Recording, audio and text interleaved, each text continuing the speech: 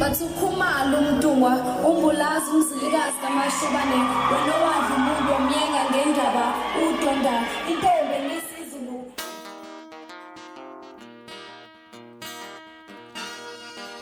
Ishiya abantu bemangele iVido yoWesilisa okhiphe isbhamu wakhomba omunye emva kwengozi eke yathi kwenzeka laphana ukushalisana kabi emgaqeni ngemoto. Nginibingelele ngiphinde futhi nginamukele kule channel ehamba phambili lami igama ngomfeze kuntuthuko ngwakhumalo bathi ilasbona amagumede mhlawumbe emakuthi usemusha la ekhaya ngizophinde futhi ngicela nje ukuthi uyasubscribe ungakhohlwa ukucomment nokulike kanjalo futhi nokushare okuyikhono okukhulu kunakho konke. Ishiya abantu bemangele iVido yoWesilisa esisabalele inkundleni zokuxhumana lapho kade khona kukhona besilisa abathathu ebabonakala baphume emotweni. Kule video kusolakala ukuthi kube khona ukushalisana kabi nokugcina ekholele ekuthenini imoto sigcine sezinqubuzana laphana. Lo wesilisa uphume ngolaka emotweni eyozama ukuthi agadle laphana kwase kuvela futhi omunye wesilisa wasekhipha isbhamu wadindwa ngenduku laphana. Kodwa njengale ngichaza kakhulu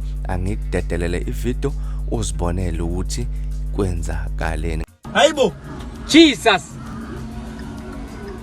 hayibo Isbhamu. Shembe.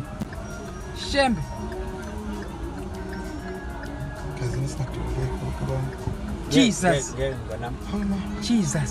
Jesus. Moya.